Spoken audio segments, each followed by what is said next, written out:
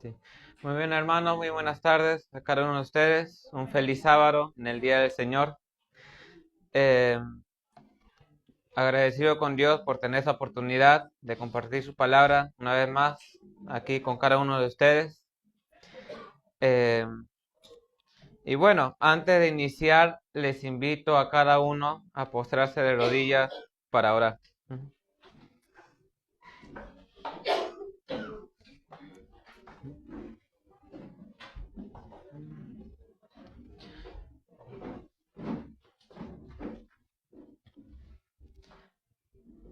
Padre nuestro, eterno Dios, que estás en los cielos, gracias por darnos una oportunidad una vez más, por darnos esta oportunidad de estar aquí en en este lugar, Señor, congregándonos en tu santo nombre para honrarte, glorificarte y sobre todo gozarnos en tu santo sábado, Señor. Si bien es cierto, ya las horas han avanzado mucho, ya está por culminar, pero queremos, Señor, escuchar tu palabra, escuchar la voz de tu Espíritu Santo, que nos amoneste, que nos reprenda y al mismo tiempo que nos anime a perseverar en tu palabra, Señor. Que nos ayude a ver no solamente cuál es el camino que hemos de seguir, sino tomar la decisión de andar en ella, Padre, empezando desde aquí, para que así, Señor, podamos alcanzar la estatura de tu Hijo Jesús, Padre. Que sea tu Espíritu Santo quien nos revele y nos enseñe, Señor, a través de tu palabra. Que sea solamente tu Santo Espíritu y úngenos con él, Señor. Y ayúdanos a discernir la verdad del error, Señor. Y no permitas que caigamos en el engaño, Señor, sino que podamos unir nuestras vidas a ti para poder ser salvos, tanto de manera personal como a través de la familia, con nuestras familias y en tu iglesia, Padre. Te pedimos de todo corazón en el nombre de Jesús. Amén.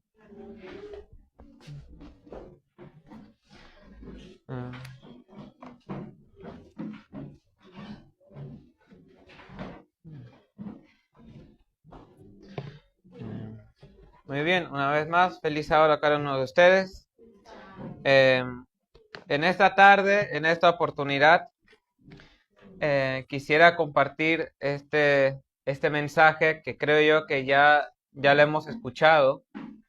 Ya hemos escuchado mucho de este mensaje, de este tema, pero es bueno repasar, pero, pero lo vamos a hacer a través de esta palabra, porque se ha dicho muchas veces, y lo he escuchado, que se dice que el mensaje de la salida al campo, que el mensaje de la verdadera educación es un mensaje que solamente viene de Ellen White, como la Reforma por Salud. No, que es un mensaje que viene solamente de una señora que vivió en el siglo XIX, o que viene solamente de Ellen White, que no tiene base en la sola escritura, o muchos que quizás con un espíritu así, o con una actitud de soberbia, se han atrevido a decir, si el mensaje de la salida al campo es realmente un mensaje de Dios, entonces muéstranos por la sola escritura que este mensaje es verdadero. ¿Han escuchado muchas veces decir eso? Y yo al comienzo creía que solamente el Señor lo había revelado por medio del lenguaje, y es cierto, pero resulta de que en su santa palabra ya nos había manifestado, nos había revelado ya estos mensajes desde hace mucho tiempo. Y hay un principio en la cual es un principio de interpretación profética, que de hecho Ellen White apoya en el libro Conflicto de los Siglos, que dice claramente que no solamente los profetas, los mensajes de amonestación, las profecías que ellos anunciaron en el Antiguo Testamento fueron más para nuestros días que para el tiempo de ellos, el cumplimiento. Y en algunos casos las profecías que ellos mencionaron, profetizaron, no se cumplieron en sus días, porque su cumplimiento iba a ser en el futuro, en nuestro tiempo. Y eso el lenguaje lo dice en Mensajes Selectos, el tomo 1, que las profecías, los mensajes que se impartieron en el Antiguo Testamento son más para nosotros que para ellos. Y de que también cada relato, cada profecía que ha tenido su cumplimiento en la historia, también tiene un cumplimiento escatológico, profético, como en el caso de la parábola de las 10 vírgenes, junto con la parábola del rey, que mandó a hacer cartas de invitación para los ciudadanos de aquella ciudad en la cual él gobernaba, de aquella región. Y ellos dijeron que no lo podemos aceptar porque estamos ocupados, etcétera. Y finalmente el rey mandó cartas de invitación mediante sus mensajeros a cualquiera que estaba tanto afuera como dentro de la ciudad. Sabemos que eso se cumplió en el despertar de la medianoche, cuando se levantó el movimiento millerita, pero tiene un cumplimiento también profético para nuestros días, en el tiempo final. Y bueno, como introducción les invito a abrir sus Biblias en el libro de Mateo, el capítulo 24, el versículo 1, y luego voy a leer el versículo 5 al 9. Lo voy a leer así a paso ligero, como se puede decir, porque ya este mensaje del sermón profético ya lo hemos escuchado muchas veces, pero solo quiero concentrarme en este punto. Y salido Jesús, iba hacia el templo, y se llegaron a sus discípulos para mostrarle los edificios del templo. Y respondiendo él les dijo: ¿veis todo esto? De cierto os digo que no será dejar aquí piedra sobre piedra que no sea destruida. Ahora el versículo 3, en la parte final, cuando los discípulos le preguntaron a Jesús: Maestro, dinos, ¿cuándo serán estas cosas? ¿Y qué señal habrá de tu venir y del fin del mundo? Y luego el versículo 5 nos dice que vendrían muchos en su nombre diciendo: yo soy el Cristo, y a muchos engañarían, iban a engañar. De ahí menciona las guerras, rumores de guerras. Ahora el versículo 7. El libro de Mateo, capítulo 24. Ahora voy a leer el versículo 7 y luego el 8, que dice: porque se levantará nación contra nación y reino contra reino, y habrá pestilencias, o sea, pestes, enfermedades, hambre y terremotos en diferentes lugares. Y todas estas cosas serán principio de dolores. En la lengua griega, porque el Nuevo Testamento fue escrito en griego, en el versículo 8 no solamente dice serán principios de dolores, sino que en el lenguaje original, en el griego dice, y todas estas cosas serán principios de dolores de parto. Porque cuando una mujer está a punto de dar a luz, los dolores vienen por etapas, ¿sí o no? Al comienzo no se siente, pero luego va incrementándose un poco más, los dolores van siendo cada vez más frecuentes, ¿no? Hasta que finalmente ya empieza ya a dar a luz. Pues si nos damos cuenta, si nos ponemos a analizar el versículo 7, podemos decir, pero ¿cómo es estas señales que Jesús menciona, como que en una nación se levantaría contra otra nación, o que iban a haber terremotos o epidemias, iban a ser señales del tiempo del fin, si eso siempre ha habido en la historia? En la historia de la humanidad siempre ha habido terremotos, aún de mayor magnitud. Siempre han habido guerras, ¿no? Pleitos. Pero cuando dice que habrían terremotos, etcétera, en diferentes lugares se refiere que todo esto habría al mismo tiempo, pero en distintos lugares, pero al mismo tiempo, y que esto se iba acrecentar cada vez más y la frecuencia iba a ser más. Como vemos ahora, de que este asunto de estas señales se han ido incrementándose cada vez más, cosa que no se veía antes.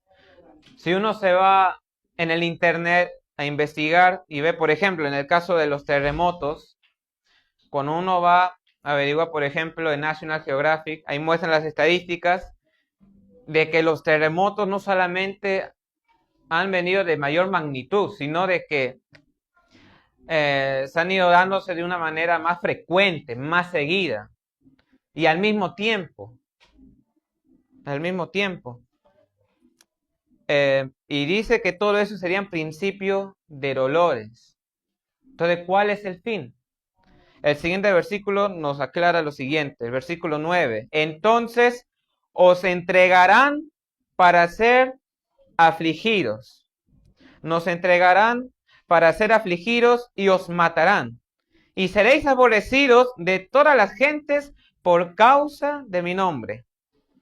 Después de estos dolores de parto que serán al comienzo, ¿qué es lo que viene? Dice, ¿qué es lo que nos está queriendo decir el versículo 9?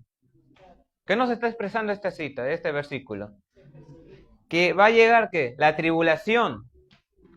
Porque dice, os entregarán para ser afligidos y os matarán, serán odiados y da la razón. ¿Cuál es la razón de ese odio que tiene el mundo para con nosotros? ¿Qué va a tener? Por llevar su nombre. ¿Y qué significa que seremos aborrecidos por causa de aquel nombre? Porque no es, exactamente, porque no es solamente que me van a perseguir simplemente porque me hago llamar cristiano. O como quizás muchas reproducciones de muchos videos evangélicos que hacen ver que el apocalipsis todo vendrá por medio de los ateos, porque todo el mundo se nos va a odiar solamente porque nos hacemos llamar cristianos. No es así. ¿Y qué quiere decir con eso del nombre? Porque no solamente por ser cristianos es que nos van a perseguir, sino es que va a ser por el sábado. O sea, el versículo 9 nos dice que después de este principio de dolores ha de venir la ley dominical, porque el versículo 10 dice, y muchos entonces serán escandalizados y se entregarán unos a otros y unos a otros se aborrecerán. Y finalmente dice que todo esto iba a ser el fin. El fin. ¿Estamos viendo ya cumplirse estas señales? ¿Acaso no ha habido ya epidemias a nivel global? Por supuesto, ya lo hemos experimentado. ¿Qué es lo que falta ahora cumplir? La promulgación de la ley dominical. Es lo único que falta. Es lo único que falta. Ahora, volviendo al tema del nombre, quisiera que repasemos un poco el versículo 4 y el 5 de ese mismo capítulo que dice, y respondiendo Jesús les dijo, mirad que nadie os engañe. O sea, los digo de antemano. Están advertidos. Porque vendrán muchos en mi nombre, diciendo, yo soy el Cristo, y a muchos engañarán. Cuando yo leí este pasaje, yo lo había tomado así muy literal. ¿En qué sentido? De que quizás habría uno en cierto lugar engañando a mucha gente, diciendo, miren, yo soy Jesús, yo soy el Mesías, yo soy el Cristo, y al mismo tiempo en otro lugar, en otro país, que miren, yo soy el Cristo, yo soy Jesús de Nazaret, etc. Pero ese no es el cumplimiento del todo de esta advertencia, de esta artimaña del enemigo que trata de engañar, hacerse pasar por Cristo, sino de que el nombre o la palabra Cristo es un título que en el griego significa ungido. O sea, que habrían muchos en mi nombre, o sea, profesarían ser cristianos, profesarían ser, ahora traduciéndolo en el lenguaje adventista, dirían ser adventistas, siervos, que dirían, yo soy el ungido. ¿No vemos acaso muchos casos, sobre todo en el internet, que aparecen mucho diciendo, yo soy el ungido del Señor, somos siervos de Dios que venimos a traer un mensaje de paz, un mensaje para poder propagar el evangelio. ¿No hemos visto esos casos? Por supuesto, abundan muchos que dicen que se hacen llamar siervos, que dicen que profesan el nombre de Cristo, pero en comparación del versículo 9, cuando dice que seremos aborrecidos por causa de mi nombre, es diferente. Porque aquellos quienes entran en el versículo 5 son aquellos que dicen ser cristianos, pero los que son aborrecidos por causa del nombre, ¿qué quiere decir? Que ellos están viviendo conforme a ese nombre. ¿Y cuál es ese nombre? Nos dijo ya el hermano. El carácter de Dios, que es en base a la obediencia. Y sobre esta palabra o este nombre ungido, que es siervo, lo podemos encontrar también en Apocalipsis, el capítulo 7, el versículo 1 al 3. Que valga la redundancia, esta expresión de siervo o de ungido no es la misma expresión que se hace en el versículo 5 de Mateo 24. Apocalipsis capítulo 7, versículo 1 al 3.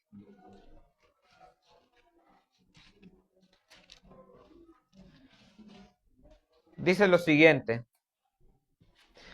Y después de estas cosas, vi 4 ángeles que estaban sobre los 4 ángulos de la tierra, deteniendo los 4 vientos de la tierra, para que no soplase viento sobre la tierra, ni sobre el mar, ni sobre ningún árbol.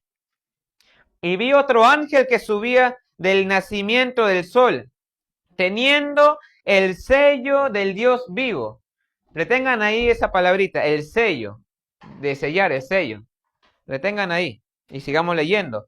Y clamó con gran voz a los 4 ángeles, a los cuales era dado hacer daño a la tierra y al mar, diciendo: no hagáis daño a la tierra, ni al mar, ni a los árboles, hasta que señalemos o hasta que hayamos sellado a los siervos de nuestro Dios en sus frentes.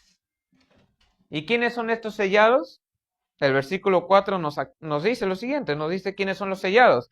Y oí el número de los sellados, 144,000. Ahora, ha habido mucha polémica, mucho debate en cuanto a saber quiénes son 144,000, si son literales o simbólicos.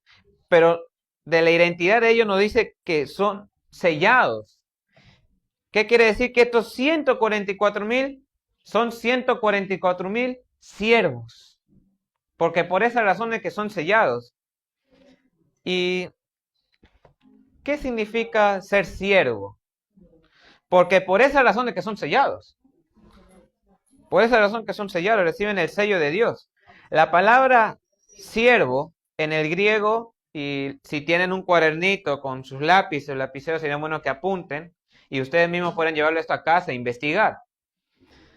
En la palabra siervo en el griego es doulos, que está codificado con el código G1401. Y esa palabra doulos en griego, ¿saben qué significa en español? Significa esclavo. O sea, esclavo. Alguien que depende de la voluntad de su amo. Depende de la voluntad, depende del propósito, depende de la decisión del otro, del quien está sujeto, ya sea de forma voluntaria o involuntaria, pero en este caso es de forma voluntaria, porque el Señor no fuerza a nadie, o es que Dios fuerza, Dios obliga, no, por supuesto que no. De alguien, dice aquí, quien está sujeto. No por nada el apóstol Pablo, al inicio de sus cartas, ¿cómo iniciaba él sus cartas? ¿Qué decía él?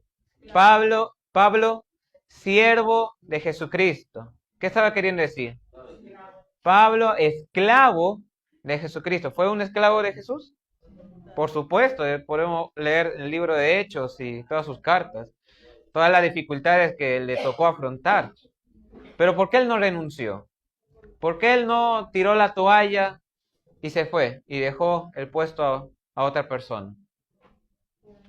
Porque él estaba sujeto de corazón. porque él tenía la convicción aquí, en su mente, porque amaba realmente al Señor. En pocas palabras, Dios lo había estado sellando a Pablo. Por eso que en su muerte, cuando Pablo fue decapitado, allí los espectadores que estuvieron allí presentes vieron en Pablo el sello de Dios vivo. Y ese es el mismo sello que debemos reflejar tanto usted como yo en la prueba final. Por eso que van a ser entregados por sus seres queridos. Por eso que por causa de ese sello es que van a ser entregados. Por aquellos quienes decían ser sus hermanos de carne y sangre espiritual. Por ese sello. ¿Y cuál es ese sello? Porque muchos como adventistas del séptimo día hemos repetido una y otra vez que el sello de Dios es el sábado. Que el sello de Dios es el sábado del séptimo día. Y sí que lo es. Pero ¿cómo que es el día sábado y al mismo tiempo el carácter de Dios? Es que el día sábado es el día séptimo. No es el día sexto ni quinto. Porque sábado en el hebreo tiene dos palabras. Sabbat quiere descanso, de reposo, día del Señor, y otro es el día específico, el día 7. ¿Y por qué el 7? Porque el número 7 significa perfección. Exactamente, perfección, completo, íntegro. En cada sábado que usted y yo estamos aquí congregándonos en su nombre, cada sábado el Señor nos va a ir sellando. Y si nosotros guardamos el sábado como debe de ser, y nos preparamos los 6 días de la semana para guardar el séptimo día como debe de ser, el Señor ahí nos va a ir sellando. Nos va sellando, sellando. Y esto guarda relación con el carácter de Dios. Y quiero leer el libro de Éxodo, y les invito a abrir sus Biblias nuevamente.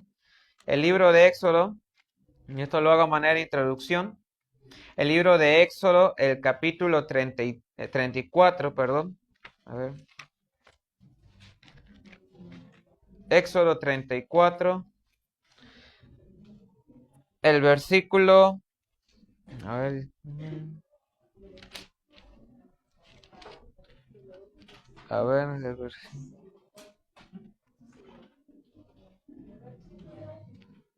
Ahorita esperen.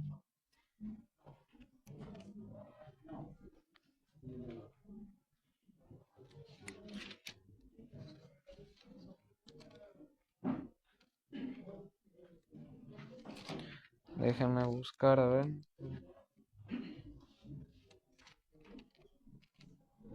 Ahí está. Éxodo capítulo 34, el versículo 5 al 7. Después de la apostasía de Israel, después de haber adorado al becerro de oro, dice que la presencia del Señor se apartó de Israel. Y Moisés fueron del Señor a interceder por el pueblo. Y le pidió a Dios que en su presencia no la apartara de Israel, de la nación, porque el hecho de que Dios haya apartado de Israel en ese momento era signo de derrota, porque no estaban bajo la protección del Señor y cualquier cosa les podía acontecer. Y en ese momento de intercesión Moisés le pide algo a Dios, en la cual ningún ser humano le pidió. Señor, muéstrame tu gloria. Quiero ver tal cual como eres tú. Y el Padre del Señor le dijo, muy bien, ve para el monte Sinaí, que hablaré contigo. Y cuando Moisés va al monte, el Señor se muestra ante él y proclama lo siguiente. Versículo 5 al 7. Y Jehová descendió en la nube y estuvo allí con él, proclamando el nombre de Jehová. ¿Qué es lo que proclamó? Su nombre. ¿Y cuál es ese nombre? Y pasando Jehová por delante de él, proclamó. Está proclamando su nombre. Dice, Jehová, Jehová, fuerte, ¿qué más? ¿Qué más? A ver. ¿De ahí qué más? Tardo para la ira y grande en qué?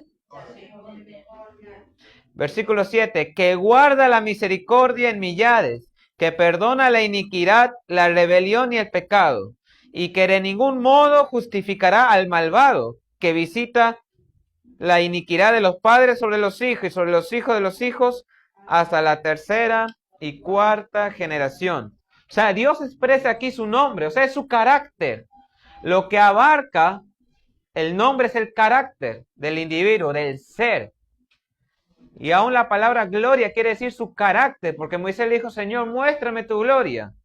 Y le manifestó, le dijo, Jehová fuerte, misericordioso. Ese es el sello de Dios, que es su gloria, su carácter perfecto, simétrico, equilibrado. ¿Por qué equilibrado? Porque Dios, como dice aquí, ama a todos y por amor nos perdona. Pero el hecho que nos perdona no quiere decir que pase por alto el pecado o lo pasa por alto. ¿Será que el Señor nos perdona, como se explicó hoy día en la mañana, para luego poder seguir pecando? ¿Acaso el perdón de Dios son como las indulgencias de la Edad Media que se vendía al pueblo para que lo usen como licencia para seguir pecando? ¿Seguir con sus deseos, con sus concupiscencias? Por supuesto que no, por supuesto. Y ahora, ¿cómo podemos recibir ese sello? Si el sello es el carácter de Dios, ¿cómo lo podemos recibir? ¿Dónde está ese sello? ¿Cómo lo podemos recibir? ¿Y en dónde? Y tenemos que pedir al Señor sentir esa necesidad de ese sello. Que podamos experimentar la experiencia no de las 10, sino de las 5 vírgenes sensatas. Porque el aceite extra, que fue lo único que las diferenció de las otras 5 que eran fatuas, ¿cuál era ese aceite extra? El carácter, la preparación del carácter, la obra eficaz del Espíritu Santo en los corazones de ellos, de las vírgenes. Porque fue la única diferencia, porque las 10 eran sinceras. ¿O es que 5 eran sinceras y las otras 5 hipócritas? No. O sea, aún aquí, tanto ustedes como mi persona, que estamos todos aquí presentes, podemos ser tanto fatuos como también sensatos. De todos nosotros que estamos aquí presentes, hay unos que se están preparando, están siendo sellados, mientras que otros entre nosotros no. Que podemos pedir al Señor experimentar la experiencia de las 5 vírgenes, que podamos adquirir ese aceite extra. ¿Y dónde podemos conseguir este aceite extra? ¿Hay necesidad de obtenerlo? Juan capítulo 17, versículo 1 al 5. Dice lo siguiente. Juan, el Evangelio de Juan, el capítulo 17, el versículo 1 al 5. Aquí el Señor Jesús hace una oración con sus 12 discípulos, después de haber salido del aposento alto, antes de ingresar al huerto de Getsemaní para orar a su Padre. El Señor Jesús evoca una oración muy hermosa, que debe ser nuestra oración. Y este es un texto en el cual se usa muchas veces para apoyar el ecumenismo, cuando en realidad este texto apoya la verdadera unidad, que es en principio, en fe y en amor, pero también en la palabra. Ahora voy a leer este texto. Estas cosas habló Jesús y levantando los ojos al cielo dijo, Padre, la hora es llegada. Glorifica a tu Hijo para que también tu Hijo te glorifique a ti. ¿A qué hora se refería él? Porque dice, le pide al Padre que en esa hora pueda glorificarlo, para que él pueda glorificarlo a Dios. ¿A qué hora se refería Jesús? Hacía su muerte, pero en sí, ¿cuál era esa hora? A ver, les voy a decir. Esa hora era la hora de su prueba. La hora de la crisis. De la peor crisis que le iba a tocar afrontar a Jesús. ¿Qué le decía? Padre, la hora ya está llegando. Ya está llegando el fin. Que puedas tú glorificarme para yo glorificarte a ti. En la hora de la prueba, en la hora crucial. Porque Cuando hay paz, tranquilidad, todos podemos ser pacientes. Todos podemos tener un carácter cristiano, amoroso. Pero a la hora de la prueba, cuando sentimos que nos presionan, cuando sentimos la presión de la crisis, ¿cómo nos revelamos nosotros? ¿Qué es lo que revelamos allí?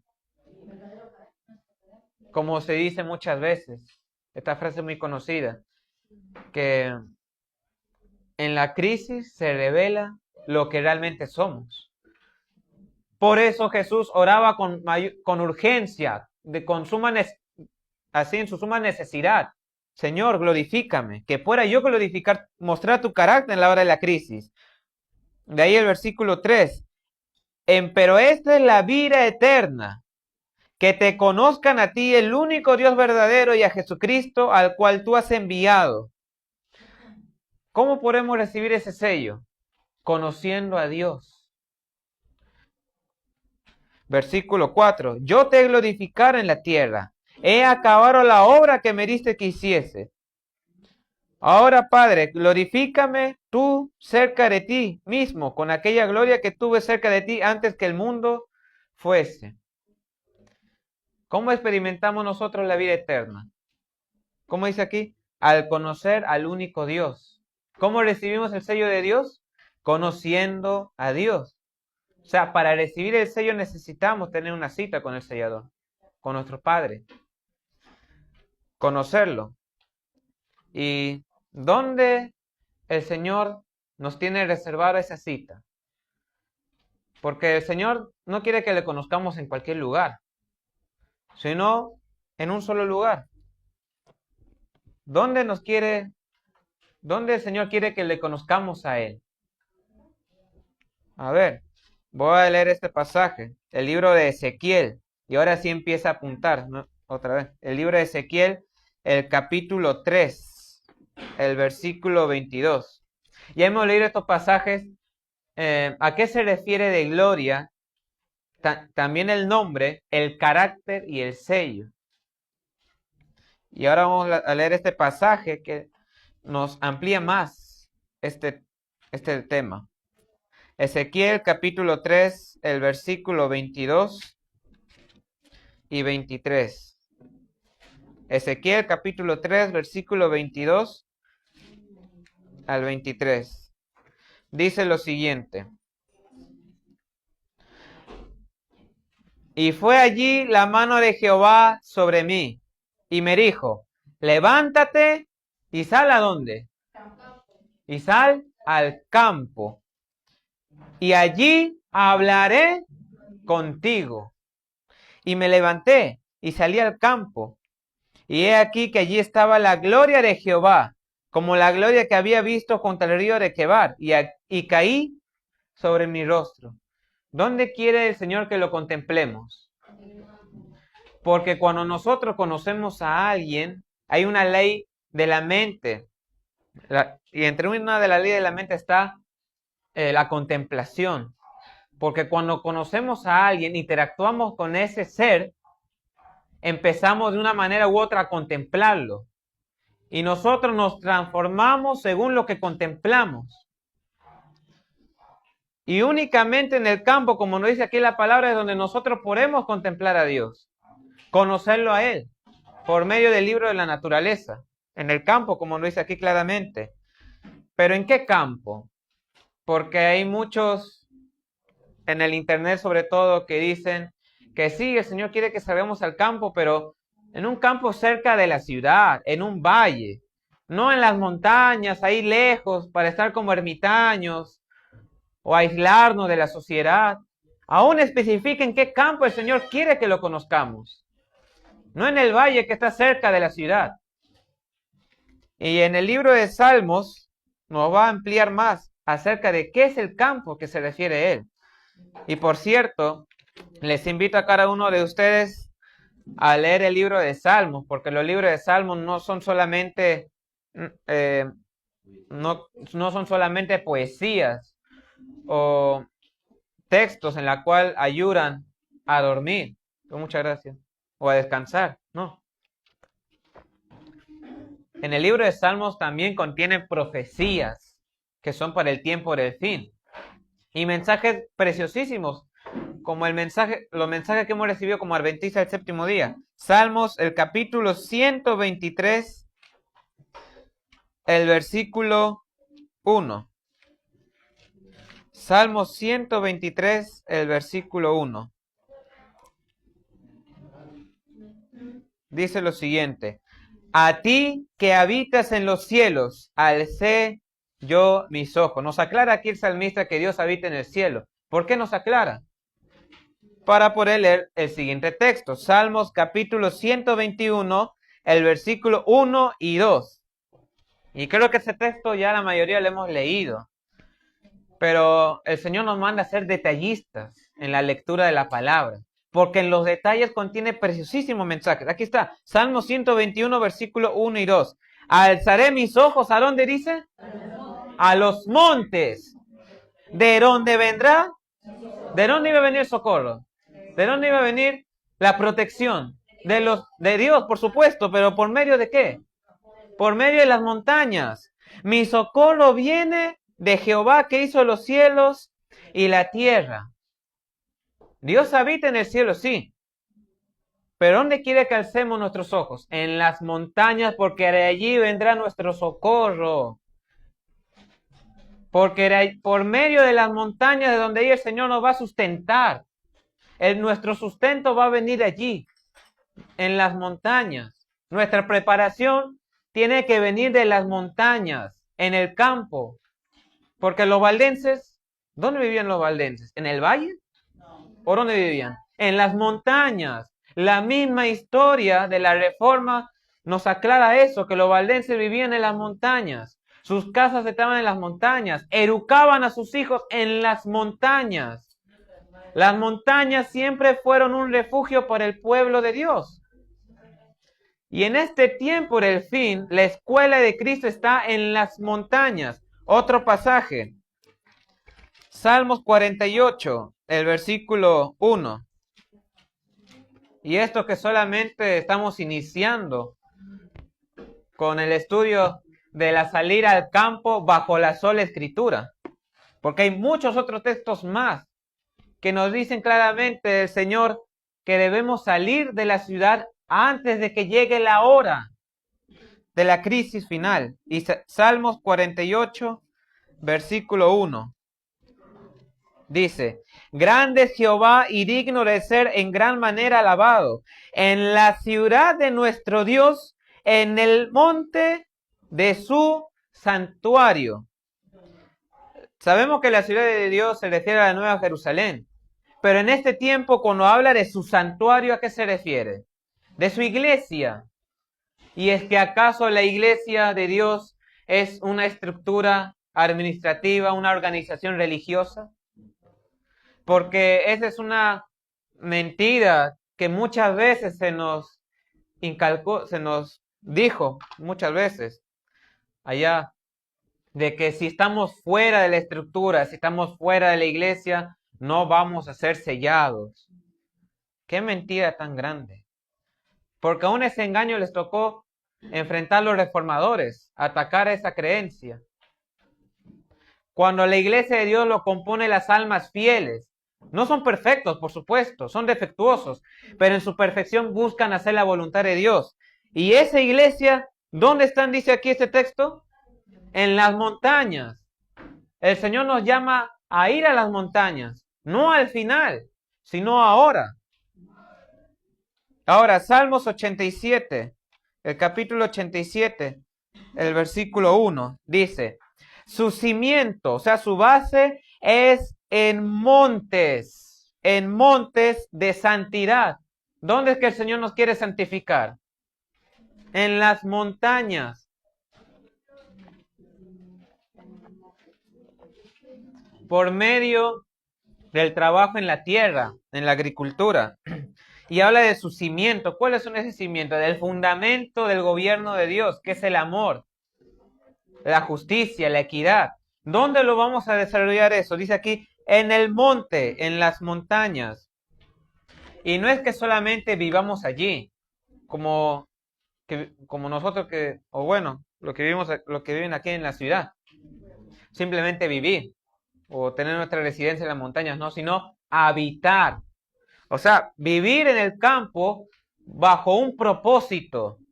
No vivir así de forma sin sentido, como quizás muchos han tenido una vida ya en la agricultura, en el campo, pero una vida sin Cristo. Porque vivir en el campo sin un propósito redentivo, sin un propósito santificado, termina siendo tortura. Porque muchas familias que salieron al campo por temor a la crisis, por miedo a la crisis, como también por otros motivos, para ser reconocidos, simplemente eso, o para decir, mire, yo estoy avanzando y los demás se están quedando atrás, vamos a fracasar. Vamos a fracasar, porque no es con un propósito redentivo, sino que vivamos allí con un propósito bajo el plan educativo del Señor. Y dice claramente Ellen White que el ABC de la educación es la agricultura. Ahora, ¿dónde lo podemos comprobar en la sola escritura? Ahora, el libro de Salmos, el capítulo 95. Salmos capítulo 95, el versículo 4 al 5, 4 y 5.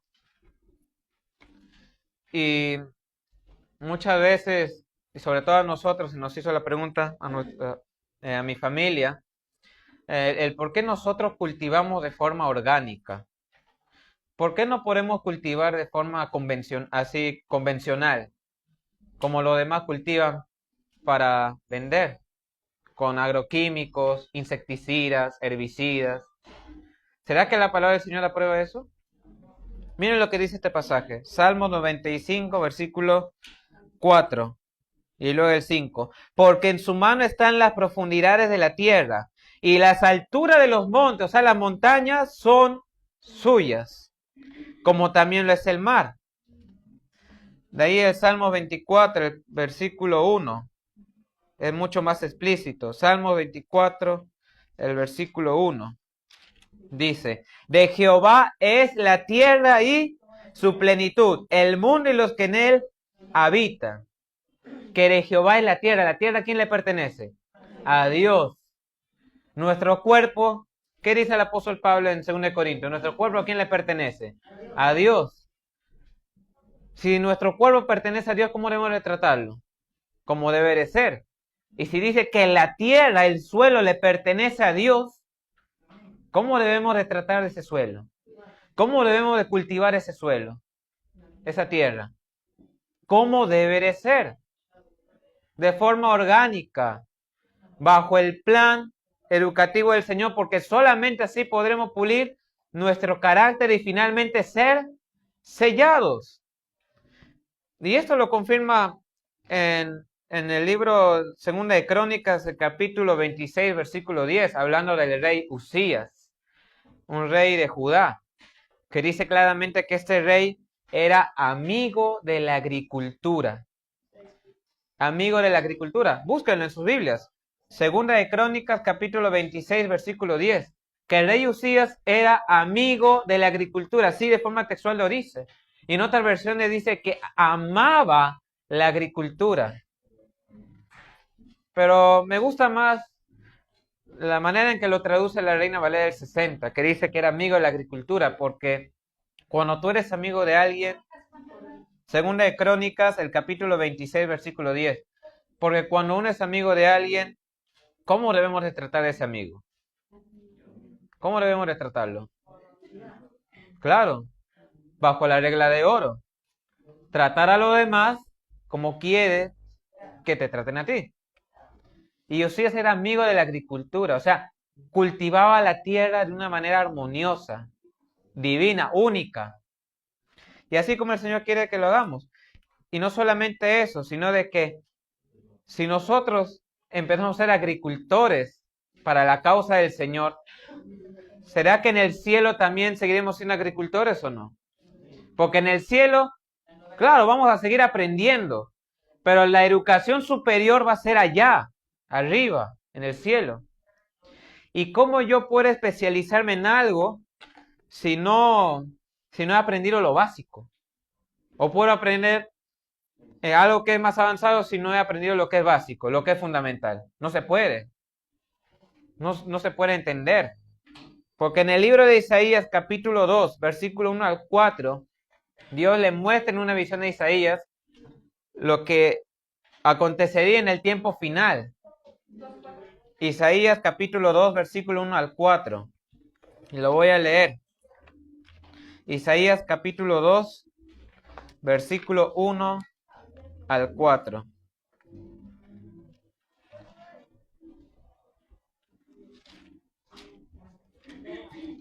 Dice así la palabra de Dios. 2, 1 al 4.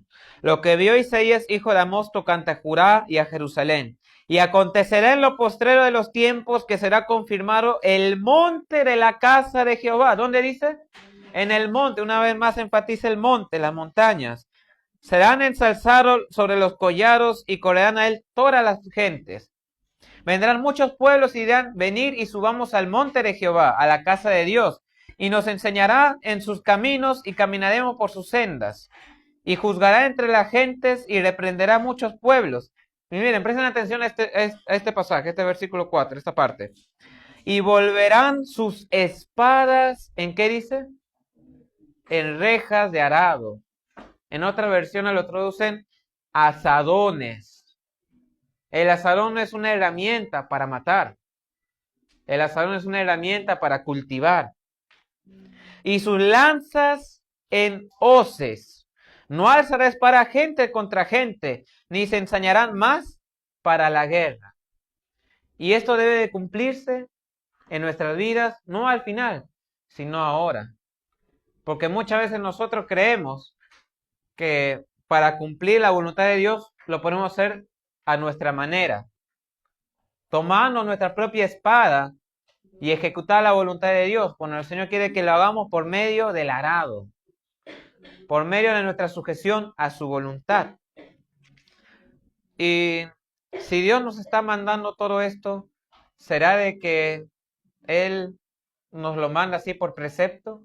¿O es que también lo hace por medio del ejemplo? Hay un pasaje aquí que está en Zacarías capítulo 13, el versículo 4 al 6, en la cual es una profecía mesiánica, hablando acerca de Jesús. Zacarías capítulo 13, versículo 4 al 6. Dice lo siguiente. Zacarías capítulo 13, versículo 4 al 6. Es una profecía mesiánica. Y será en aquel tiempo que todos los profetas se avergonzarán de su visión cuando profetizaren, ni nunca más se vestirán de manto velloso para mentir. Y dice que de entre estos profetas, falsos profetas, había uno que era verdadero. ¿Y qué iba a decir este profeta? No soy yo profeta, labrador soy de la tierra, o sea, soy agricultor. Porque esto yo lo aprendí del hombre desde mi juventud. Y si dudaban, o si hemos dudado de que este pasaje se refería a Jesús, leamos el siguiente versículo. ¿Alguien que me pueda ayudar en leer, por favor, el versículo 6? ¿Algún voluntario, por favor? El versículo 6, el siguiente versículo.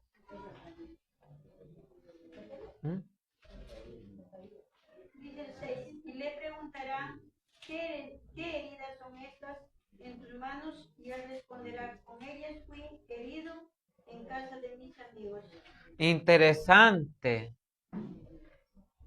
que este mismo personaje que dice que soy agricultor porque de esto aprendí del hombre desde mi juventud, era el mismo quien respondió diciendo que estas heridas que yo recibí en mis manos,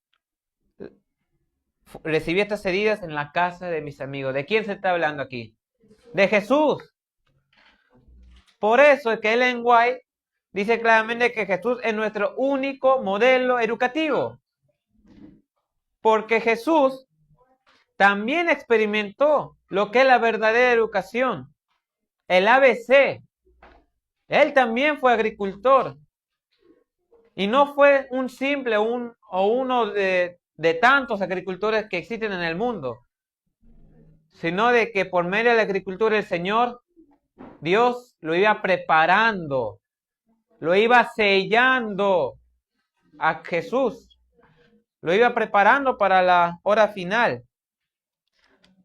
Y quiero leer este pasaje en Salmos 126, versículos 5 al 6, que este pasaje debe ser un pasaje de ánimo, de consuelo, porque como dijo aquí nuestro hermano en su testimonio, la vida en el campo no es fácil, porque muchos podemos pensar que vivir en el campo es como pasar un domingo en un picnic, en el campo, al lado de un lago, de una laguna, bajo los árboles, pasar un almuerzo un domingo, y todos los días así como si fuera un domingo. Uy, sería, sería chévere para nuestra carne humana, ¿no es así?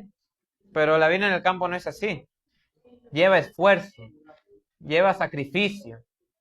Pero ante todo esto, miren cómo el Señor nos anima. Y de hecho que este pasaje, el Señor Jesús lo conocía. Porque Él como ser humano, en la naturaleza pecaminosa caída que Él tenía como nosotros, había momentos en que el enemigo lo quería desanimar. Pero en esos momentos el Padre intervenía y le daba palabra de ánimo como a cada uno de nosotros nos lo quiere dar. Salmo 126, versículo 5 al 6. Salmo 126, versículos 5 al 6 dice: los que sembraron con lágrimas, con regocijo, segarán, cosecharán. Irá andando y llorando el que lleva la preciosa simiente, o sea, la semilla. Mas volverá a venir con regocijo, trayendo sus gavillas.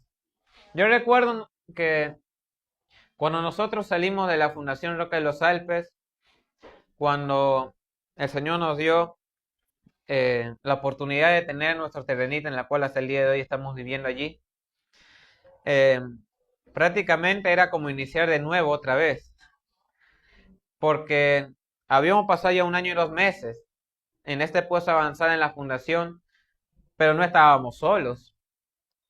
Había muchos hermanos más que nos estaban acompañando allí, aprendiendo quizá en diferentes áreas, pero no estábamos solos. Como explicó mi madre en su tema, teníamos allí quien nos compartiese la palabra. Pero cuando nos tocó mudarnos al campo, esta vez nosotros los 4 solos, era nuevamente, bueno, nacer de nuevo, otra vez. Porque era empezar ahora nosotros solos. Decíamos, Señor, ahora, ¿por dónde empezamos? Como ya habíamos aprendido algo que era lo básico allá en la fundación, iniciamos así de a poco a sembrar los frutales. Y recuerdo que de tantos árboles frutales que mi padre y yo habíamos plantado, también con la ayuda de mi madre y de mi hermana, eh, la mayoría pegaron, la mayoría crecieron, pero no todos. Algunos murieron. Como también recuerdo cuando empezamos con los primeros sembríos, como es el frijol, el maíz. eh, Al comienzo no nos iba tan bien.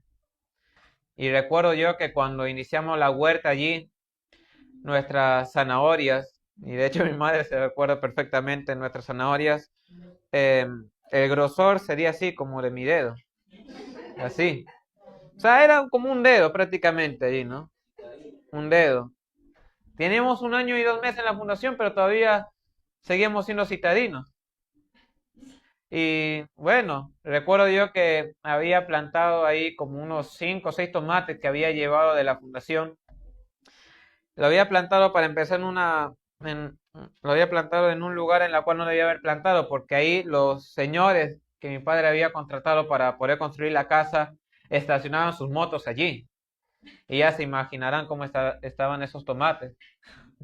Sumar a que, bueno, tratando de ahí de abonar, de cultivar el tomatito, crecía así, bueno, crecía, ¿no? Y esperando con ansias el fruto, ¿no? Decía el Señor, aunque sea que tenga el tamaño, por lo menos así mediano, pero siquiera querer un tomatito, ¿no? Y sí, dio tomates, pero eran del tamaño de la última uvita, de la puntita del racimo de uvas, así, chiquito, prácticamente como una pasa. porque era lo que estaba creciendo, desarrollándose el fruto, se murió en medio del desarrollo, se arrugó como pasa, una pasa roja ahí. Y al comienzo fue un poco duro, pero orábamos al Señor, decíamos, Padre, tú sabes con qué propósito hemos venido a este lugar, no hemos venido aquí a hacer negocio, no hemos venido acá a fingir, no hemos venido acá ni siquiera a hacer publicidad a todo el mundo, decir, miren, hemos salido al campo, miren, somos una familia que hemos salido al campo, miren que somos siervos de Dios, somos un giro de Dios, estamos viviendo por fe, ahora danos sus donaciones, que esto, lo otro, vengan que para acá, así. No, sino que nuestra única motivación fue sencillamente acatar la voluntad del Señor. Eso fue nuestra única motivación. Recuerdo que con mi familia, sobre todo mis padres, ¿no? Oraban, decían, Señor, tú sabes con qué corazón hemos venido a este lugar, sabes que estamos aquí por tu palabra. Ayúdanos, Señor, que la tierra pueda restaurarse junto con nosotros, porque la tierra se restaura junto con nosotros. Y finalmente, con el paso del tiempo, para honra y gloria del Señor lo digo, nuestras zanahorias ya no nos salían así, como un dedo, sino nos crece así grandes y gordos. Y qué zanahorias. Y ahora último, ya hace unos meses antes de venir a la campaña que hemos tenido aquí, en el mes de noviembre, eh, había sembrado como casi 200 plantas de tomate. Porque ¿cómo es el Señor que nos anima? Nos anima a perseverar cuando ve que tenemos un corazón sincero, que nosotros tenemos un lugar en la cual se llama compostero, donde hacemos nuestro abono orgánico a base de los desechos de los desechos de la cocina, ¿no? Que es la cáscara de la fruta, verdura, etcétera, ¿no? Y ahí preparamos nuestro abono. Y a veces, como le echamos allí de lo que se prepara en la cocina de todos, a veces brotan las semillas. A veces brotan papaya, tomate. Y como había brotado bastante tomatito, dije, en vez que se pierdan, mejor lo planto. Y tanto habrá sido mi emoción que fui plantando, plantando sin contar y planté como casi 200. Y dije, wow, Señor, mucho tomate ahora. Ahora tocará compartir, pero para una iglesia del Señor, yo pensé que por el hecho que habían salido bastantes y los había plantado en así en surcos, así un poco pegados, dije, Señor, no creo que pueda dar bien, pero orando al Señor y con el cambio climático que ahora nos toca afrontar, ¿no? Con los trastornos que hay ahora en el clima, ya ni se sabe si estamos en verano o en invierno, pues dijimos, Señor, ahora, ¿qué hacemos? Pero orando al Señor, perseverando, hermano, para una iglesia del Señor le digo, los tomates nos salieron grandes, más grandes, del tamaño de una manzana caña, grande, exagerando, así de ese tamaño, ¿no? Y yo pensé que el tomate al madurar así rojito, rojito, a la hora de picar, se iba a deshacer, como normalmente se hacen los tomates cuando uno compra aquí en el mercado. Hermano, el tomate maduro orgánico, cuando se madura bien, así bien rojito, pero se mantiene así su contextura, sigue estando así durito, no se deshace. Yo dije, Señor, ¿qué hemos estado consumiendo todo este tiempo que hemos estado viviendo en la ciudad? Y al leer este pasaje dije, Señor, gracias, porque nos estás permitiendo saborear siquiera esas gavillas que estás permitiendo que saboreemos nosotros. Y no solamente nosotros, sino poder compartir para con los demás, porque no es solamente vivir en el campo de manera egoísta, porque van a haber muchos hermanos que quizás no salgan de la ciudad por tener cadenas. Pero a todos ellos el Señor le dice claramente que mientras ustedes permanezcan aquí en la ciudad por esas cadenas, sean fieles en lo que ustedes puedan. Para que finalmente cuando llegue la hora, el Señor va a romper las cadenas. Quizás algunos los rompa antes. Pero en el momento de la crisis el Señor romperá las cadenas de todos. No por nada el Señor Jesús cuando le dijo a sus discípulos, hablando de la abominación desoladora, les dijo, cuando se dé la abominación desoladora, huyan a los montes. No solamente dice los que están en la ciudad, huyan a los montes, sino los que ya están viviendo en el campo, no regresen a la ciudad. O sea, la salida de huir de la ciudad son solamente para aquellos quienes tienen cadenas, no para aquel quien quiso quedarse de forma voluntaria aquí y esperar a la última hora salir. Porque ya habla de un grupo de gente del pueblo de Dios que ya están viviendo en el campo. Y de ahí muchos otros pasajes más que nos relatan, pero quizá por el tiempo no les pueda dar todos. Pero solamente quiero quedarme con esto, con este otros pasajes, que es primordial entender. Y es que si entendemos bien eh, Salmos el capítulo 1, y ahora les invito a abrir nuevamente sus Biblias, Salmos el capítulo 1, el versículo 1 y 2.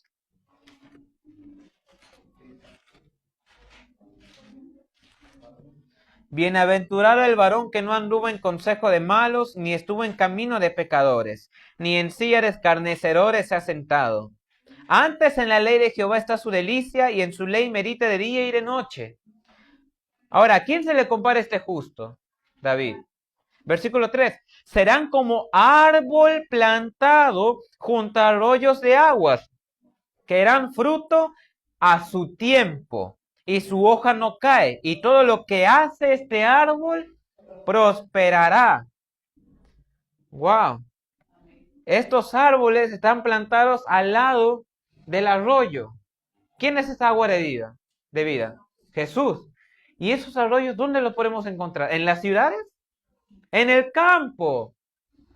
Estos árboles que son justos, que no andaron en consejo de malos, ¿dónde viven ellos?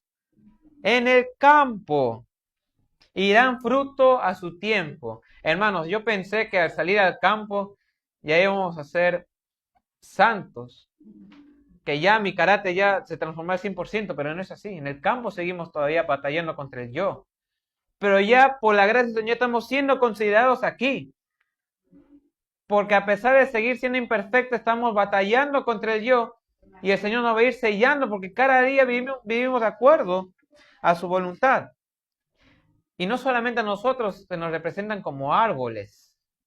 Porque en el libro Cantar de los Cantares, el capítulo 2, versículo 3, dice la Sulamita, dice así: mi amado es como un árbol de manzano que da fruto, mucho fruto, donde yo pueda no solamente sustentarme, sino habitar, refugiarme bajo la sombra de aquel árbol de manzana. ¿Y quién es ese árbol? Jesús. Jesús también se le representa como ese árbol. Jeremías capítulo 17. Jeremías capítulo 17, versículo 7. Dice así la palabra de Dios Todopoderoso. Jeremías capítulo 17, versículos 7 y 8.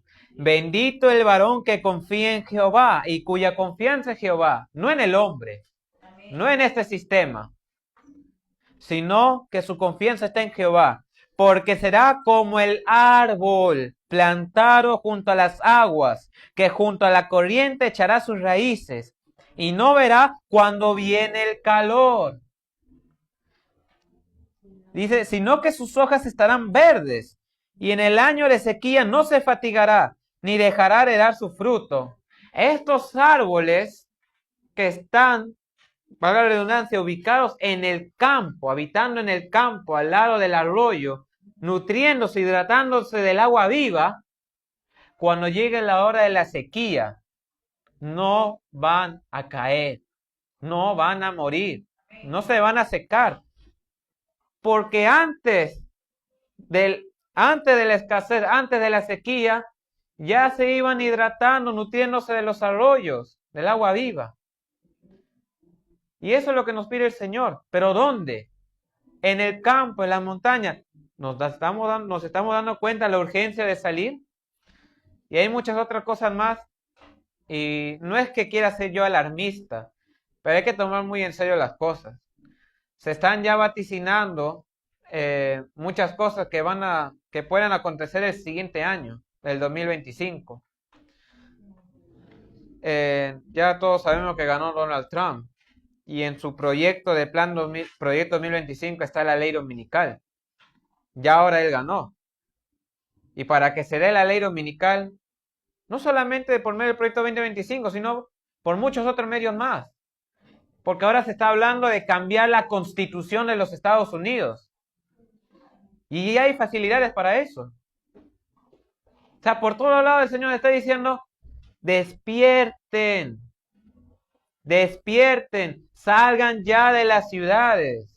No se queden más tiempo aquí en la ciudad. Salgan al campo. Para que puedan ser como estos árboles. Y una vez que nosotros hemos salido al campo, ¿cómo podemos perseverar? Porque yo recuerdo que para el 2020 ya nosotros habíamos establecido en nuestro terreno, en nuestro fondo, desde el 2018. En el 2020, cuando vino la pandemia, la cuarentena, tanto mi familia como mi persona hemos sido testigos de gente que ya tenían terrenos al lado nuestro, varios terrenos. En el 2020 recién aparecieron, porque nunca se habían dedicado un tiempo a la agricultura, pero después lo dejaron, hicieron sus vidas en las ciudades, pero mantenían todavía esos terrenos. No conocíamos nosotros los dueños, porque nadie se manifestaba. Hasta que llegó la pandemia, la cuarentena, la encerrona, y ahí sí todos se manifestaron. Ahí sí todos vinieron. Y estoy hablando de gente que ya tuvo toda una vida en el campo. No estoy hablando de gente que una vez hemos sido citarinos. O hemos tenido toda una vida en la ciudad. Me refiero a gente que ya son campesinos. Que ya han nacido en la chacra. Han estado bien en la ciudad, pero cuando vino la pandemia, regresaron a esos terrenos.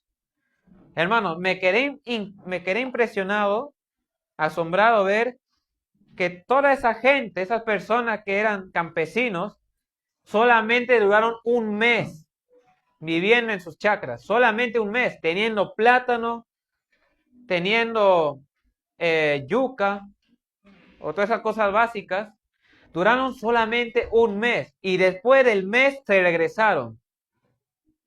Y no es que después del mes había terminado la cuarentena, pero la cuarentena se había incrementado más. Pero ya ni les interesó, ni les importó la cuarentena, ya no les importó que el virus estaba por ahí acechando. No, ya no les importó. Un mes nomás duraron y regresaron a la ciudad, a encerrarse allí en sus casas. Yo dije, Señor, ¿cómo es que esta gente se está regresando si saben qué es vivir en la chacra? Y dije, Señor, ¿cómo nosotros podemos perseverar? Porque no es solamente salir y quedarme allí, sino es perseverar en el mensaje. Porque dice que, y es más, ya estamos viviendo en el zarandeo. Y en el zarandeo todos vamos a ser sacudidos. Y si no hemos enraizado nuestra fe, la fe no hemos enraizado en nuestro corazón, vamos a caer. ¿Cómo podemos perseverar, Señor? Porque si volvemos a leer Apocalipsis 7, versículos 2 y 3, dice claramente que Dios mandó a sus ángeles, mandó un ángel hacia los 4 ángeles para decir, todavía no suelten los vientos. ¿Y por qué el Señor le mandó que no soltasen los vientos? Porque el pueblo todavía no estaba preparado. No estaba preparado, no estaba listo aún para que se diese ya el final, la hora del juicio. No estaban todavía listos. ¿Y será que en la vida de Jesús hubo un momento así? Porque Jesús es nuestro modelo. Y en su vida vemos reflejado no solo el carácter de Dios, sino lo que al pueblo de Dios le va a tocar afrontar en el tiempo del fin. Mateo, el capítulo 26, versículos 36 y 37. Y quiero, antes de leer este pasaje, para ir terminando, quisiera hacerles una pregunta. ¿Alguna vez han tenido la curiosidad de saber el por qué Jesús siempre escogía a los 3? A Pedro, a Santiago y a Juan. ¿Alguna vez han tenido esa curiosidad? ¿Alguna vez han preguntado por qué es que Jesús siempre escogió a los 3? Porque ya tenía los 12. Ya los 12 discípulos estaban con Jesús. Pero entre los 12, Jesús solamente había escogido 3. Y esos 3 le acompañaron en el monte de la transfiguración. Y los tres eran los que más se conectaban con Cristo. Eran los que tenían la relación más estrecha, una comunión más íntima con Jesús, los más cercanos a Cristo. ¿Por qué los tres?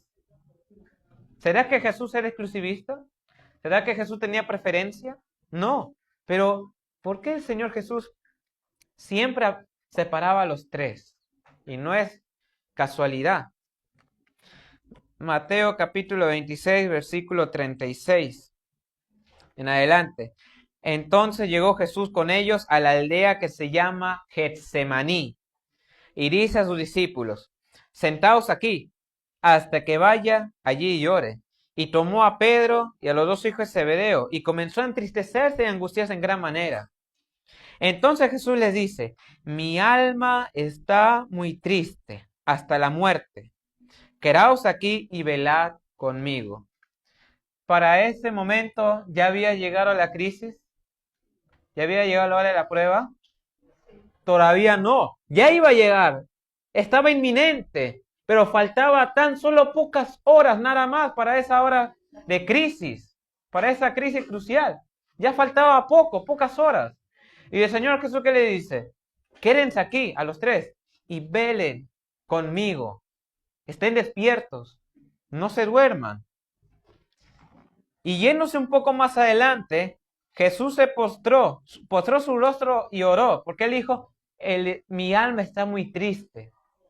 Y siempre, y no sé si les ha pasado a ustedes, pero me pasó a mí en la mayoría de veces, que cuando leemos los evangelios, la historia de Jesús, a veces lo vemos a Jesús como Dios. Y sí, Jesús es Dios, pero es Dios, por supuesto.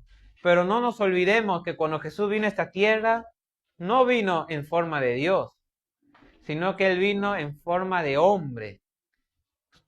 Tomó la naturaleza humana caída como usted y yo lo tenemos, con las mismas propensiones al mal que usted y yo tenemos, porque eso lo heredó en las generaciones que Él vino, de sus antepasados, como usted y yo. Y al igual que usted y yo, sintió la presión, sentía que ya la hora iba a venir, y por eso tenía esa angustia, como usted y yo sentimos esa angustia cuando vemos que las cosas ya van a ir de mal en peor, cuando las dificultades empiezan a acrecentar, cuando la crisis ya se avecina, está por avecinarse.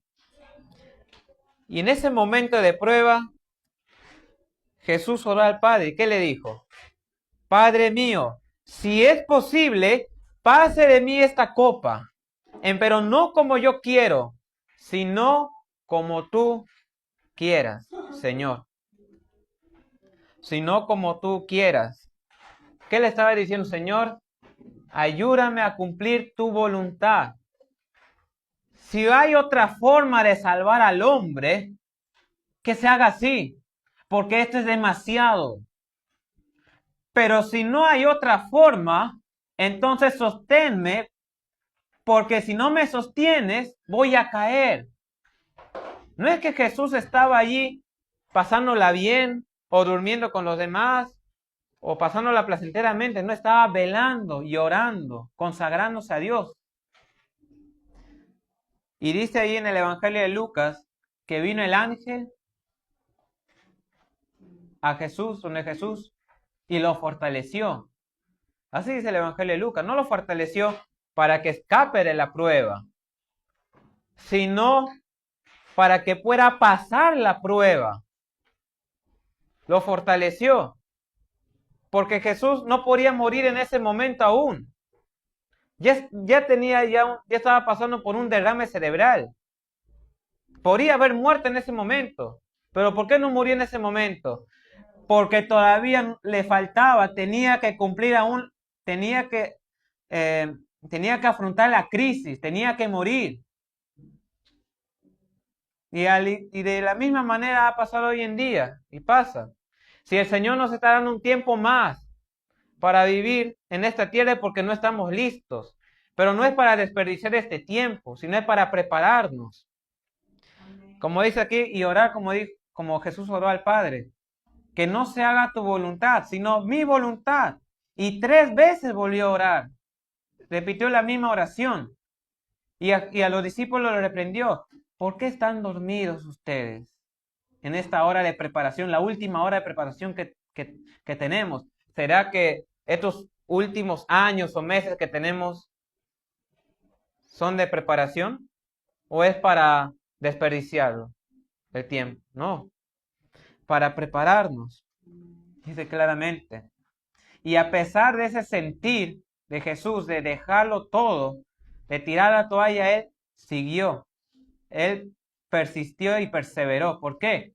Porque Jesús ya estaba terminando por ser sellado. Por eso es que cuando estuvo ante Pilato, Pilato ni bien lo vio, dijo, no hay culpa en este hombre, porque veía en Jesús el sello de Dios. Y el Señor quiere que desde ahora todo el mundo nos pueda ver ese sello, que es su carácter. Pero ¿cómo conseguimos ese sello? En el campo. Y ahora sí, ¿saben qué significan estos 3 discípulos? Estos 3 discípulos representan la última generación, la cual somos usted y yo. Porque esos 3 discípulos eran los más necesitados, los más imperfectos y eran los más defectuosos de entre los 12. ¿Cómo era el carácter de Pedro? Impulsivo. Para cualquier cosa ya tenía la palabra en la boca, ¿o no es así? Porque cuando Jesús les anunció su muerte y su resurrección, ¿qué le dijo Pedro? Señor, ten compasión de ti mismo. Reaccionó de forma impulsiva, no porque era malo, no porque quería arruinar la obra de Jesús, sino porque se dejaba llevar por sus impulsos. Juan, Santiago, ¿no eran fosforitos acaso? No por nada se les llamaba hijos del trueno, no eran fosforitos, eran truenos. Eran truenos. ¿Y cómo está esta generación hoy en día? ¿No estamos degenerados? ¿No reaccionamos de forma impulsiva, impaciente? Sí, por supuesto. Pero el Señor Jesús les dice a ellos, velad, orad, no durmáis. ¿Y por qué Jesús no oró en el aposento alto? No oró en el aposento alto. ¿Por qué Jesús no se fue en un parque? ¿Por qué tuvo que irse al huerto de Getsemaní? ¿Dónde estaba ubicado ese huerto? En el monte de los olivos. Jesús fue a orar allí para demostrar que la última generación debe velar y orar en el campo, en las montañas. Porque de hecho en el monte de los olivos están los árboles de aceituna. Y en aquel tiempo cultivaban las aceitunas no solamente para consumirlos así, como fruto, sino porque de los olivos sacaban aceite. ¿Dónde adquirimos el aceite extra? En las montañas. Pero está en usted y en mí. Velar y orar como Jesús o estar dormidos como los apóstoles. Y quisiera terminar, hermano, no sé si podría... ¿Ah? Ya, bueno. Ustedes lo pueden buscar en internet, que esos mismos árboles de olivo que han estado en el tiempo después de Jesús, en el año 73, que fueron replantados, porque el general Tito mandó a talar todos los árboles de olivo para que la ciudad de Jerusalén sea más fácil sitiarla, para que se puedan morir los habitantes de hambre. Pero después, en el año 72, se volvió a plantar esos árboles. Se replantó los árboles de aceituna. Y esos mismos árboles son los árboles que existen hoy en día, que tienen ya casi 2000 años, dando fruto y más fruto y más fruto. ¿Y a qué quiero decir con esto? Porque hay muchos que dicen que son unos extremistas, que dicen que hay que salir al campo solo porque Cristo viene. Hay que salir al campo porque solamente Cristo viene. Así dicen los extremistas, los fanáticos. Hermanos, el asunto de salir al campo no es porque Cristo viene. Y no digo que sea así, pero si es que se demorase aún 50 años, desde ahora tenemos que vivir en el campo. Porque el asunto no es que si Cristo viene en corto, en largo, en corto tiempo o en largo tiempo, sino la preparación del carácter, de recibir el aceite extra. Y no por nada fue el Getsemaní, porque el nombre Getsemaní, y lo pueden investigar, Getsemaní significa prensa de aceite. Y para prensar el aceite, ¿qué se necesita? Presionar, ¿no es así? ¿Cómo se trae el aceite de oliva? Por medio de la presión, de la prensa. Y ahí fue donde Jesús fue prensado para conseguir de Jesús el aceite extra. Por eso es que después de la crisis, cuando fue entregado, Jesús pasó la prueba final. Porque Jesús, puro prensar y puro conseguir el aceite extra que necesitaba. Y lo que usted y yo necesitamos ahora es aceite extra. Pero ¿dónde se puede prensar ese aceite? En el campo, en las montañas. Y quiero terminar solamente con el pasaje que hemos leído en Salmos, que dice claramente: los que sembraron con lágrimas cosecharán con alegría. Porque no solamente se aplica en la parte laboral, sino en la parte espiritual, del carácter, de pulir nuestro carácter. O quizás los padres que no solamente tienen que pulir el carácter suyo, sino el carácter de sus hijos. Más aún si han echado raíces en el sistema, en la ciudad. Al comienzo es duro, como dice. Porque si de por sí es duro batallar con nosotros mismos, ¿qué será el educar a un niño bajo estos principios de educación? Es duro. Pero como dice, los que sembraron con lágrimas cosecharán con alegría. ¿Por qué con alegría? Porque han vivido la verdad y son libres. ¿Qué dice el Señor Jesús? Conoceréis la verdad y la verdad os hará libres. No esa libertad que se habla de una libertad política, social, como se viene hablando estos últimos meses, días, ahora que ganó Trump, sino una libertad del pecado, una libertad de nuestro yo. Esa es la verdadera libertad y felicidad que el Señor quiere que vivamos en nuestro Getsemaní, en el monte, para conseguir el aceite extra que necesitamos. Que este tema pueda ser de un beneficio para cada uno de ustedes. Lo fue conmigo también al repasar este tema. Y que el Señor nos pueda dar su Espíritu Santo para poder conseguir el aceite extra que necesitamos. Amén.